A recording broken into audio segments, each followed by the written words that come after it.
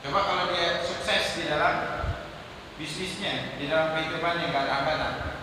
Dia mengatakan, aku bangun ini dari awal. Dia nisbatkan ke diri, nggak takdir, nggak mau nggak. Itu nggak fair kan? Di dalam keberhasilan yang dia capai, dia nggak mau mengatakan ini semua Allah udah takdirkan, aku nggak ada upaya. Cuma kalau masalah maksiat aku semua, ya gimana lagi udah takdir. Nah, ini bahaya. Ini dari syaitan. يعذر ذلك ويرفع الحرج عنها ويحتج على الله تعالى الذي له الحجة البالغة على جميع خلقه وجميع حركه لا يسأل عما يفعل وهم يسألون. Al-Quran bakal datang ya jelaskan dalam hadis, idza dzukira al-qadar famsiku. Kalau kalian sedang membahas tentang qada dan qadar atau dibincangkan, maka direm, jangan terlalu lancar ngomong tentang itu, karena hal ini adalah berkait dengan af'alullah, perbuatan Allah yang nggak ada yang tahu semua. Itu semua ketetapan Allah. Jangan terlalu lancar lisan kita untuk menjelaskan hal tersebut. Yang kita paham boleh kita ucapkan, yang enggak jangan. Nawa dalam Quran la yus'alu amma yaf'alu wa hum yus'alun. Itu semua afalullah. Allah apa yang Allah buat, enggak akan ada yang menghisapnya, tidak akan ada yang mempertanyakan kenapa Allah berbuat seperti itu. Karena Allah Rabbul Alamin, hakimnya di akhirat kelak. Enggak ada yang menghakimi Allah. Kalau manusia mahkum yang dihakimi, akan ditanya apa yang dilakukan oleh manusia. Jadi jangan terlalu lancar, karena akan menyebabkan kelancangan di dalam hal tersebut. Dan Nabi rem-rem. Wa'akul. Maka Imam Al-Haddad mengatakan, inna qaulal 'asi hadza a'zam min ma'siyatihi. Kalau orang maksiat, alasannya kenapa kau lakukan itu? Udah takdir, dia katakan. Ucapannya ini lebih besar daripada maksiat yang dia lakukan, lebih berbahaya daripada maksiat yang dia lakukan. Wa aktsaru dararan 'alaihi di dunyahu wa akhirati. Dan lebih banyak memberikan mudarat untuk dirinya, baik untuk kehidupan dunianya atau akhiratnya. Lianna ma'na hadhihi al-maqala yadullu bi insanihi innahu qala an ihtiqadi batil ala tazalzul qawaid dinihi min asliha. Karena ucapan ini yang keluar dari mulutnya itu berasal dari kerusakan. Ada goncangan kuat di dalam batinnya, di dalam asal pondasi akidahnya. Nggak beres, karena beriman kepada qada dan qadar itu adalah rukun pondasi di dalam keimanan, di dalam Islam. Dan dia bermasalah dengan pondasi ini. Makanya dikatakan ucapan ini lebih bahaya, bukan sekedar ucapan, akan tetapi keyakinannya itu yang melenceng. Kalau kalian dijelaskan yang lurus, yang benar itu. Famata yatubu hadzal 'asi. Karena kalau ini sudah menjadi keyakinan, dari keyakinan itulah dia akan memiliki kepribadian dan pikirannya itu mulai ada pola di dalamnya. Famata yatubu hadzal 'asi. Maka dikatakan, kapan orang ini bakal bertobat dari setiap maksiat yang dia lakukan? Kalau alasannya kalau jatuh, ya kan nggak sengaja, kan udah takdir. Jadi ngerasa nggak salah. Kalau nggak salah nggak perlu toh. Ini kan akan banyak berbenturan dengan ayat Quran yang lain. Faman ya'mal mithqala dzarratin khairan yarah, wa man ya'mal mithqala dzarratin syarran yarah. berbuat baik akan lihat balasannya di akhirat, yang buat jelek akan lihat balasannya di akhirat. Dari sini aja udah jelas ya, gampang aja kita berpikir, berarti kan rusak nih. Kalau setiap melakukan udah takdir, lah berarti ayat yang tadi sia-sia dong. Kenapa kamu udah takdir? Maka mana ya'mal shalihan falinafsihi wa man asaa fa'alaiha. Oh, bakal banyak perbenturan dengan ayat dan hadis yang Nabi Muhammad SAW. Kemudian wa mata yandamu ala fi'lihi al-ghali. Kapan dia akan menyesali setiap perbuatan jelek yang pernah dilakukan? Wa mata yastaghfir minhu. Dan kapan dia akan meminta ampunan dari perbuatan maksiatnya? Wa huwa la yara lahu ilan. Karena dia menganggap perbuatannya itu bukan berasal darinya, akan tetapi ketetapan Allah.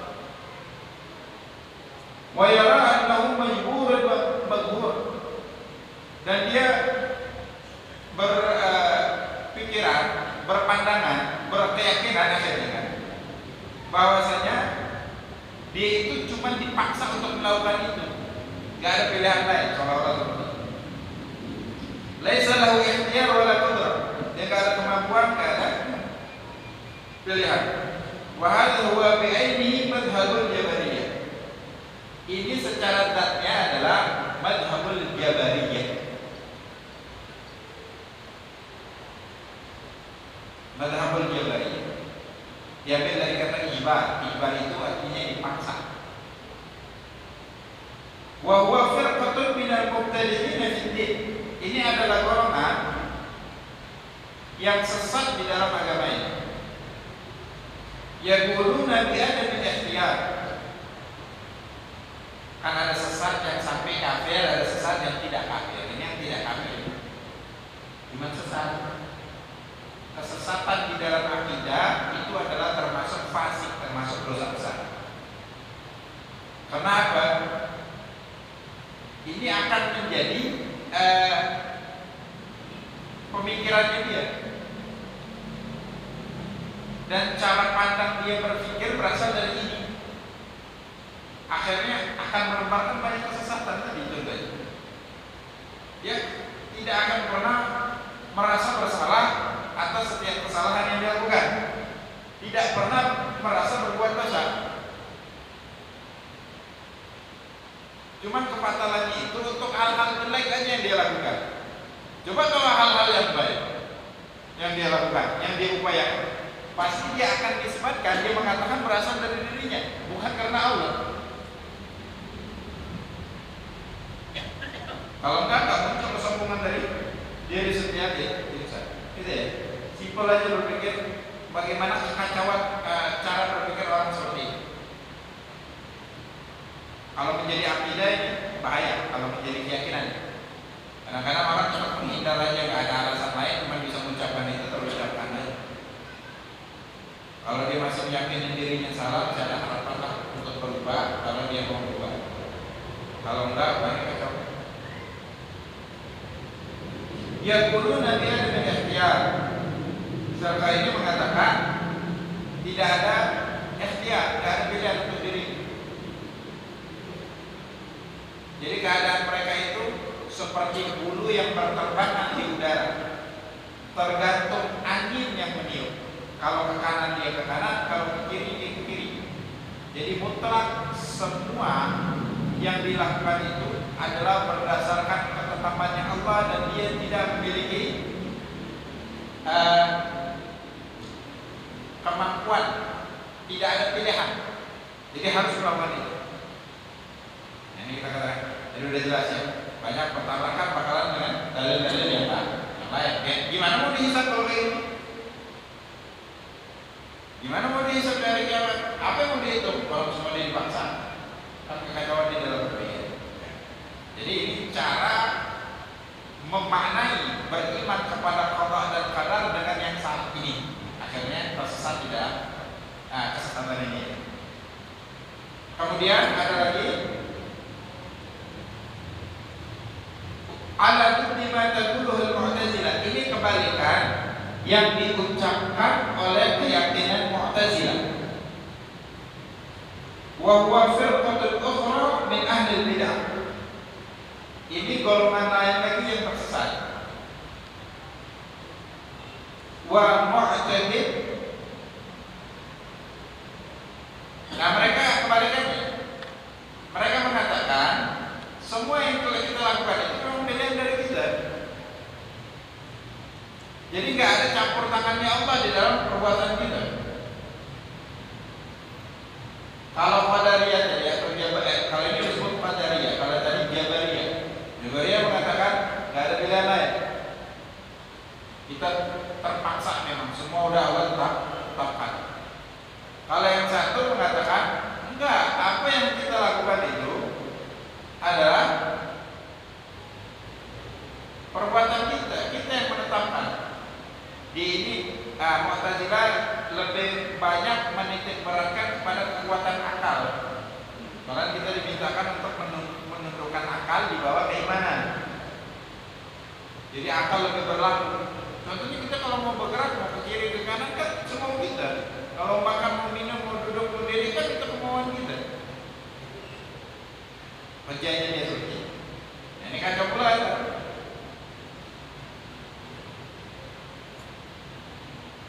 Tapi akhirat cara hisabnya gimana?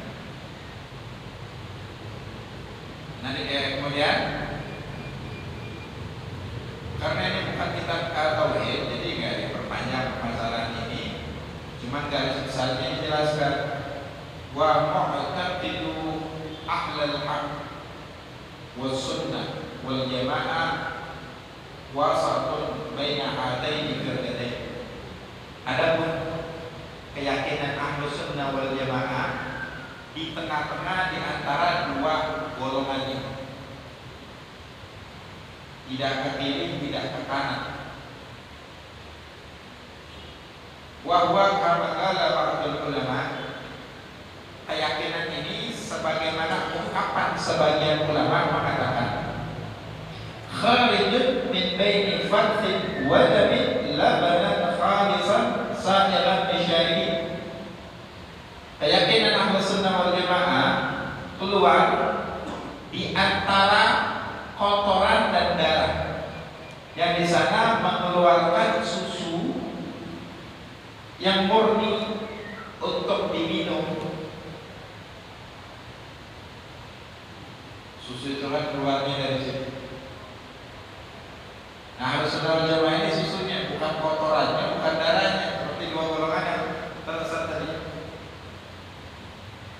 Wa mu'taqidu ahli sunnah ja'alana Allahu minhum bi fadlih. Adapun keyakinan ahli sunnah wal jamaah yang semoga Allah menjadikan kita dari mereka dan termasuk golongan mereka dengan karunia-Nya. Di akhir kitab ini akan dijelaskan siapa itu golongan ahli sunnah wal jamaah. Di akhir kitab. Annahu la yakunu qa'inus saghirin wala kabirin illa bidallahi ta'ala wa masyiatih. Ahlussunnah wal jamaah mengatakan tidaklah yang kecil maupun yang besar, hal kecil ataupun hal besar yang terjadi di dunia ini melainkan berdasarkan ketetapan Allah dan keinginannya. Jadi nggak ada sesuatu terjadi di dunia ini dengan sendirinya, enggak. Itu berdasarkan ketetapan Allah. Pemerintah, golongan, ormas, keluarga, pribadi, individu setiap manusia bisa aja menetapkan ketetapan peraturan-peraturan untuk kehidupan hari-hari. Cuman yang akan terjadi di lapangan enggak semuanya sesuai dengan yang kita inginkan. Cuman kita wajib meyakini semua ketetapan Allah itu bahkan berjalan sesuai dengan apa yang Allah inginkan dan Allah tetapkan. Ketetapan yang belum terjadi namanya qada, yang telah terjadi namanya qadar. Sebagian mengatakan sebaliknya, ketetapan yang belum terjadi qadar, yang sudah terjadi namanya qada. Dan itu tidak akan meleset daripada apa yang Allah ketahui berdasarkan ilmu Allah, pengetahuan Allah, karena Allah zatnya maha mengetahui. Allah bakal tahu apa yang akan terjadi semuanya. Dan ketetapan skenario ini Allah yang tulis, Allah yang tetapkan. Dan gak ada satu pun yang meleset dari skenario itu. Dari sini sudut pandang Mu'tazilah maupun Jabariyah tadi bisa aja masuk ke sini. Oh, berarti memang sesuai ketetapan Allah. Cuma kalau sesuai ketetapan Allah, ayat-ayat tadi yang bakal dihisab untuk berbuat baik dapat pahala mau diapakan? Makanya Ahlussunnah wal Jamaah lebih merincikan lagi. Kemudian tetap kita sama, segala sesuatu itu sesuai dengan ketetapan dan keinginannya Allah. Wa iradatihi wa qudratihi. Sesuai keinginan Allah dan kemampuan Allah, kekuatan Allah berdasarkan kekuasaan Allah. Wa annal ibadah wa af'alahu, dan sesungguhnya hamba-hamba, semua hambanya Allah, selain Allah hambanya. Wa af'alahu, dan perbuatan-perbuatan mereka, khairaha, baik yang baik, wa syarraha, ataupun yang jelek, khalqullahi ta'ala, itu adalah ciptaannya Allah, itu adalah berdasarkan ketetapannya Allah. Okay? Jadi maksiat yang dia lakukan memang sudah ditetapkan oleh Allah. Nah, berarti ya, hampir serupa dengan Jabariyah ya? Belum, masih koma di sini, belum jadi. Summa ba'da dzalika, kemudian setelah hal itu, yutalibuna anfusahum bimtisali awamirillahi kullal mukhalafah. Allah ciptakan itu semua. Cuman Allah minta, Allah perintahkan setiap hambanya untuk mematuhi semua yang Allah perintahkan. Wala yurakhisuna laha fi tarki syai'in minha. Dan Allah tidak memberikan keringanan untuk meninggalkan sesuatu apapun yang telah Allah perintahkan. Tidak boleh. Wa yuhammilunaha ala tarki manhiyat ala ijtinabihi wa ala ijtinabiha ra'sa. Dan mereka dibebani untuk meninggalkan semua yang Allah larang dan menjauhinya secara menyeluruh. Wa in waqa'u fi syai'in minha, kalaupun melakukan terpeleset, melakukan dosa maksiat, sesuatu yang dilarang, meninggalkan sesuatu yang diperintah, diwajibkan, badaru ilallahi ta'ala bitawbah wal istighfar, maka wajib untuk bersegera kembali kepada Allah, ke jalannya Allah, dengan bertaubat dan memohon ampun. Wa in faradu fi syai'in minal awamir,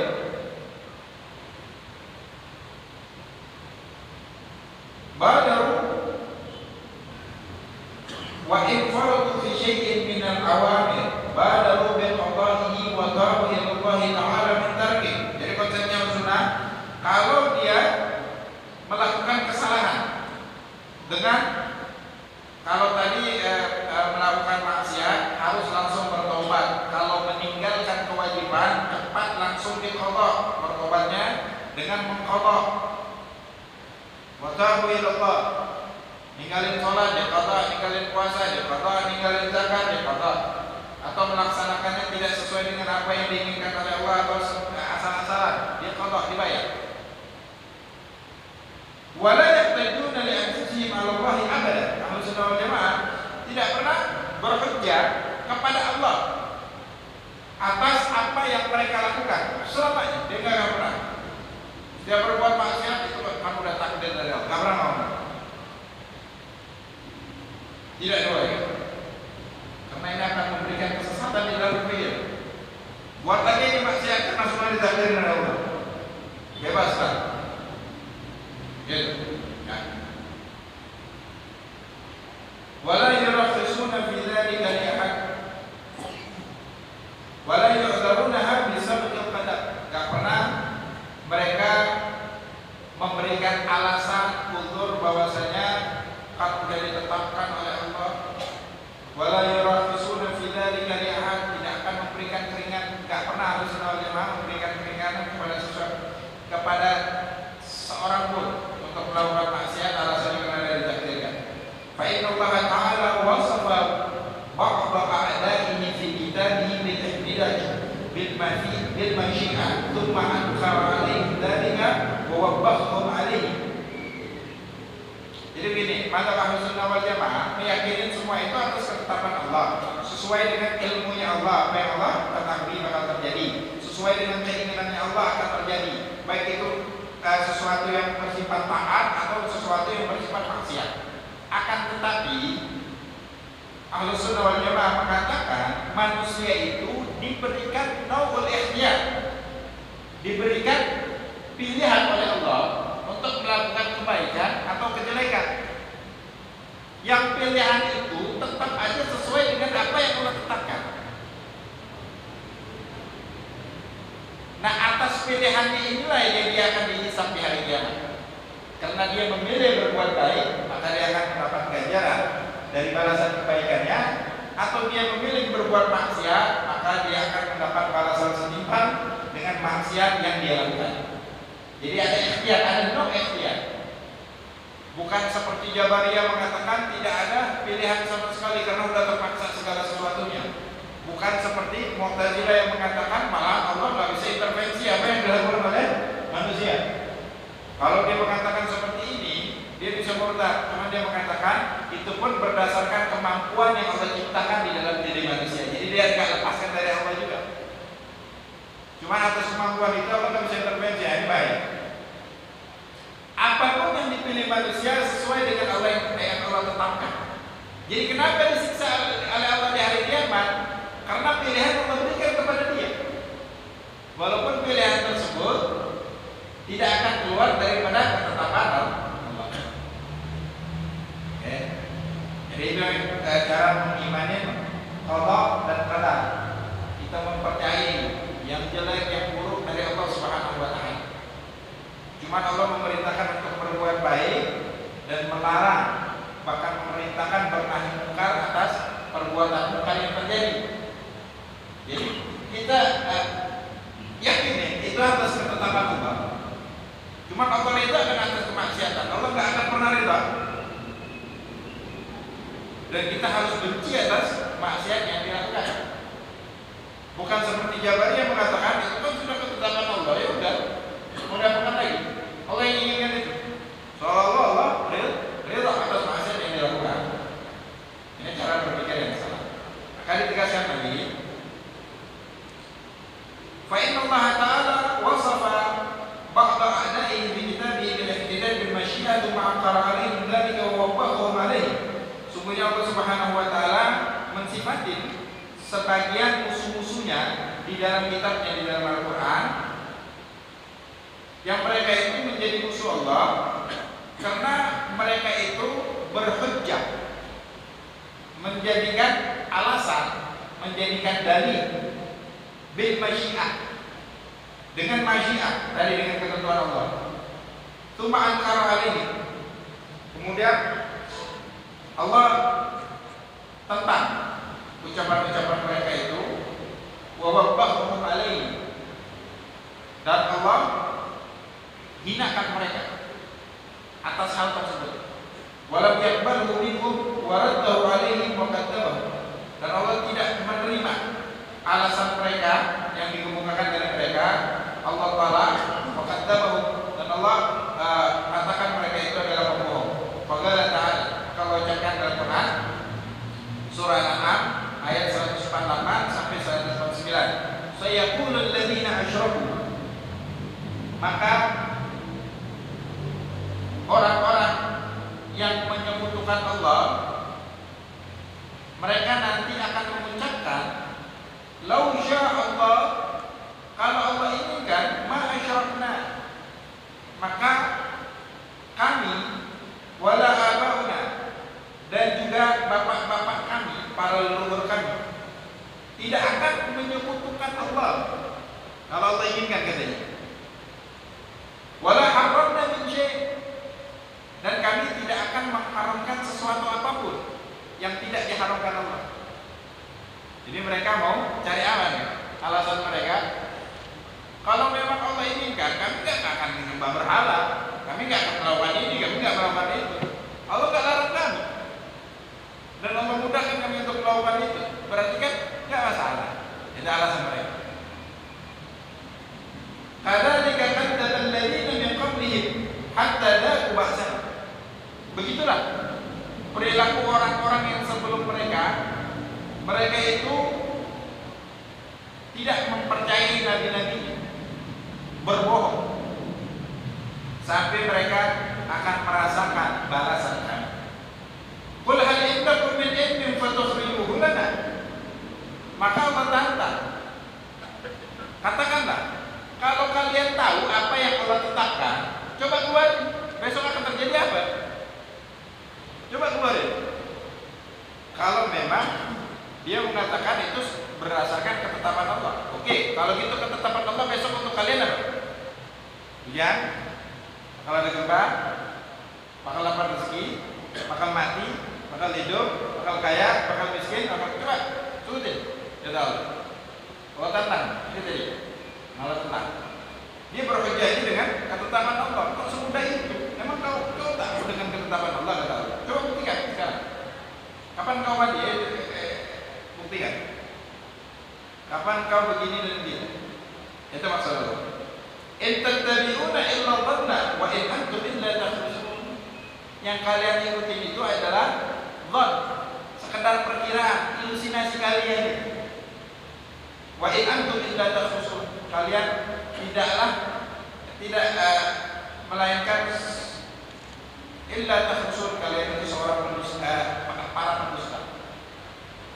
Qul falillahi hujjatul balighah. Katakanlah, sungguhnya Allah mempunyai hujjah balighah, hujjah, bukti yang nyata dan kuat. Nah ini, Allah langsung tolak ucapan mereka itu. Cara berpikir mereka yang sesat. Oh, itu berdasarkan ketetapan Allah ya. Oke, kalau begitu, coba ketetapan Allah yang lain gimana untuk kalian? Besok kalau terjadi apa? Kapan kalian mati? Nggak bisa. Berarti kan kalian itu berhayal, cuma buat-buat omongan doang. Ini tersesat di dalam. Wa fil ayatil ukhra, di dalam ayat yang lain, wa qala alladziina asyraku, berkata orang-orang musyrik, lau sya'allahu ma'abadna min dunihi min syai' nahnu wala abauna wala harramna min dunihi min syai'. Hampir serupa ya. Kalau seandainya Allah inginkan, maka kami tidak akan menyembah selain Dia. Baik kami, begitu juga ayah-ayah, bapak-bapak, para leluhur kami. Dan kami tidak mengharapkan sesuatu yang tidak diharapkan oleh Allah. Kadzalika fa'ala alladziina min qablihim. Begitulah yang dilakukan umat-umat yang sebelum mereka. Wa hal 'alal rusuli illa al-balaghul mubin. Dan tidaklah kepada para rasul melainkan menyampaikan. Rasul tidak pernah berbohong, dan dia tugasnya cuma menyampaikan suatu perkara yang fa iyyaka, mari katakan berhati-hatilah, wal ittida'al bil musyrikin, berhati-hatilah kalian jangan sampai mengikuti pola pikir kaum musyrikin yang Allah sebutkan di dalam Al-Qur'an. Fil ihtiyaj 'ala Allah rabbil alamin, yang mereka itu menyalahkan Allah. Ini kan Allah disalahkan. Yang disebut dalam ayat Quran sebelumnya, Allah itu la yus'alu amma yaf'alu wa hum yus'alun. Surah Al-Anbiya ayat 23. Allah itu tidak akan pernah ada yang menanyakan, meminta pertanggungjawaban apa yang telah Allah lakukan dan Allah tetapkan. Wa hum, sedangkan mereka yus'alun, akan diminta pertanggungjawaban, dihisab oleh Allah Subhanahu wa taala di hari kiamat. Jadi jangan pernah mempertanyakan apa yang telah Allah tetapkan. Akan tetapi pertanyakanlah apa yang telah kau perbuat. Kalau itu kebaikan, periksa ikhlas atau enggak. Kan begitu kemarin ketentuannya. Orang yang baik itu dia beramal ibadah terus-terusan, nggak pernah bosan. Kemudian dia masih harap-harap cemas juga diterima apa enggak. Bukan malah bangga, aku buat amal terus, aku lebih soleh dari yang lain. Minta diangkat, minta dipuji, itu ujung namanya. Ini siapa? Masih harap-harap cemas, aku nggak diterima. Belum tentu juga diterima. Ini yang beramal orang-orang mukhlis, para anbiya wassalihin terdahulu umat. Dia takut untuk dan dia juga masih harap-harap cemas, takut tidak diterima apa yang dia lakukan. Dan ketika beramal ibadah murni karena Allah, nggak ada tujuan lain. kemudian dia menjauhi maksiat, meninggalkan dan menjauhi maksiat tersebut, takut tergelincir di dalam. Ketika melakukan maksiat, mereka takut dihukum kalau nggak bertobat, langsung cepat-cepat bertobat. Bukan cari alasan kenapa udah takdir. Baik. Jadi yang sampai wahas bukan minal qadari al-iman bihi khairuhu minal iman bihi khairihi wa syarrihi. Cukup tentang qadar, tentang qada dan qadar, kau cukup mengimani aja. Yang baik, yang buruk datangnya dari Allah Subhanahu wa taala. Udah itu. Jangan dijadikan alasan untuk pembenaran atas kesalahan yang kau lakukan, untuk melepaskan tanggung jawab, menghibur dirimu dalam kesesatan. Enggak.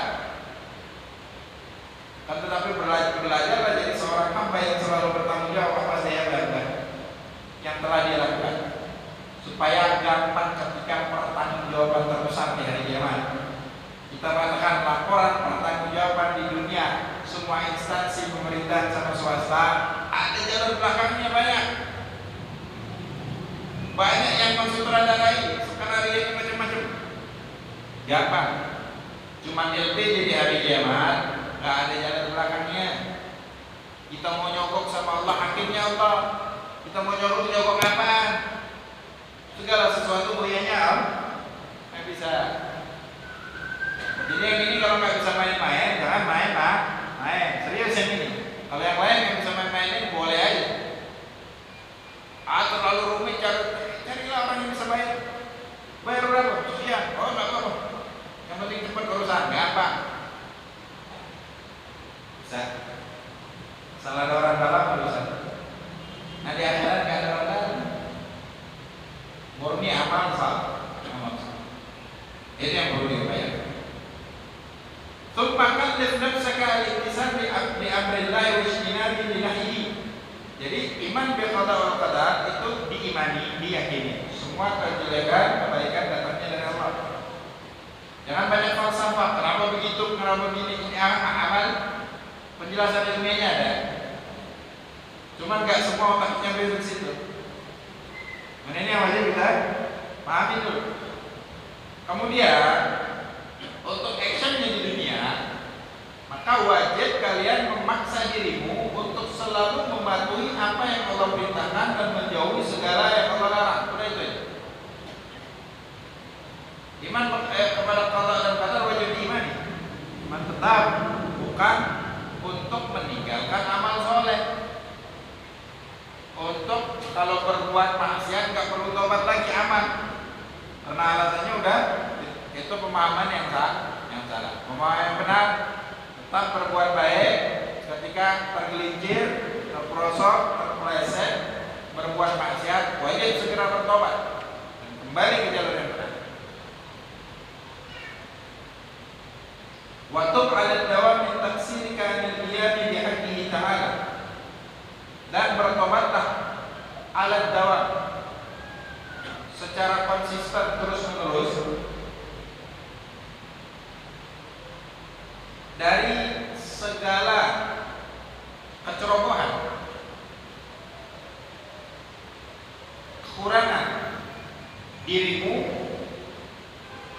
di dalam mendirikan, memenuhi hak-haknya Allah Subhanahu wa taala. Wasta'in billahi ta'ala, kemudian mintalah pertolongan kepada Allah.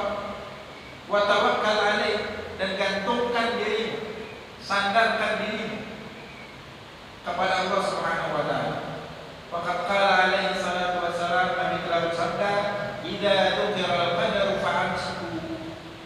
Kalau permasalahan qada dan qadar, kalau permasalahan apa yang Allah buat, apa yang Allah tetapkan, apa yang Allah tentukan, apa yang Allah inginkan, apa yang Allah ketahui, maka fa'amsiku, ditahan, direm ucapan itu. Jangan terlalu ranjang. Orang lain bisa kalian kritik, semua makhluk bisa kalian kritik, cuma penciptanya makhluk nggak bisa dikritik. Baik. Fanaha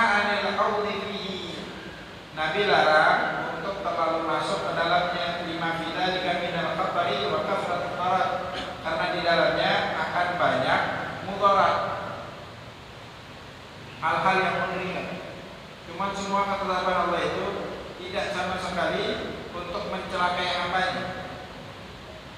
Cuman masalahnya ini perbuatan bukan perbuatan manusia yang bisa kita cerna dengan akal pikiran kita. Ini perbuatan Allah. Yang otak kita itu cara berpikirnya terbatas oleh Allah. Jadi sesuatu yang kita itu gak mampu, jangan dilakukan. Baik, batas-batas yang boleh aja dibicarakan, dibahas secara ilmiah, nggak semua juga otaknya nyampe bahasan seperti itu. Karena kebanyakan akliya, Allah itu tidak mempunyai misal,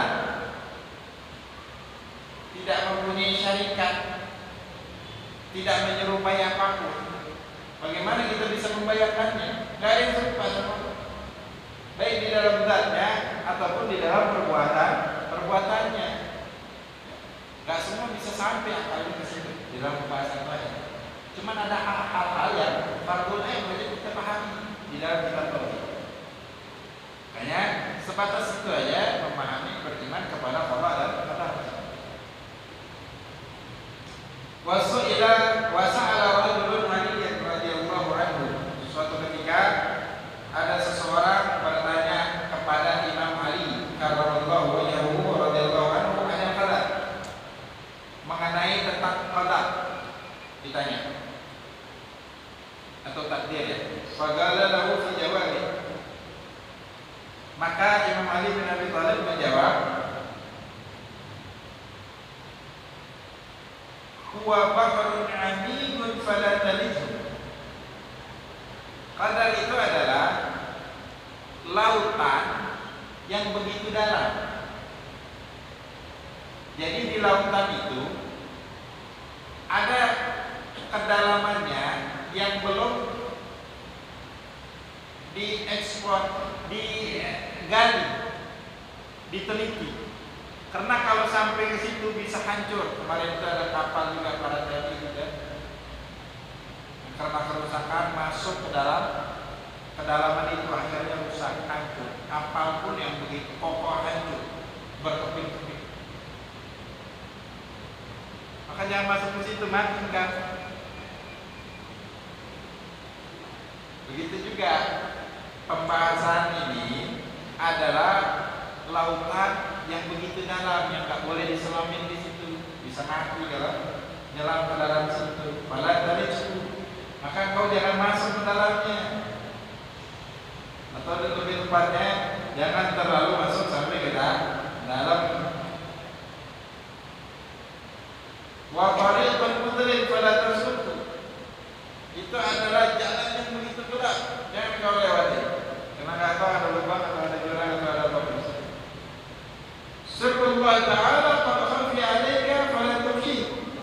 Itu adalah rahasianya Allah yang telah tersembunyi darimu. Maka jangan pernah kau mencoba untuk mengungkapnya, enggak akan bisa. Jadi ada batasan maksudnya, bukan berarti nggak boleh. Dijelasin oleh ulama tentang beriman kepada qada dan qadar. Penjelasannya kurang lebih seperti yang dijelaskan oleh Imam Muhammad. Ada mazhab Jabariyah, ada mazhab Qadariyah atau Mu'tazilah. Yang ini nggak ada beres. Yang tengah-tengah harus sunnah wal jamaah di dalam mendefinisikan beriman kepada Allah dan qadar.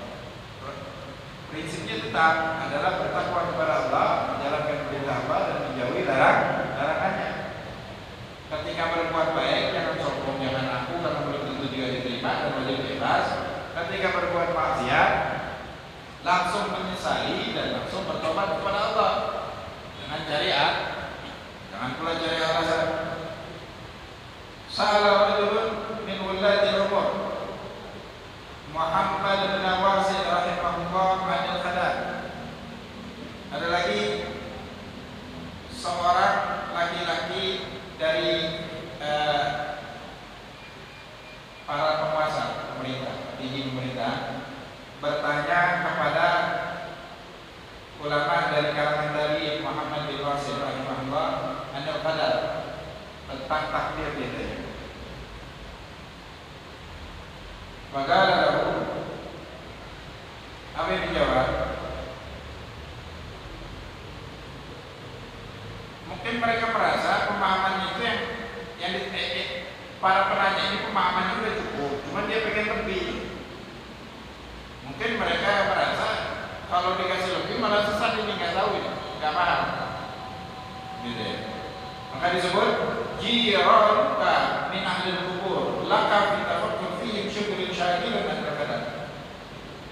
Tetanggamu yang ada di kuburan, tetangga maksudnya orang yang sudah meninggal, engkau memikirkan itu sudah cukup memakan waktumu.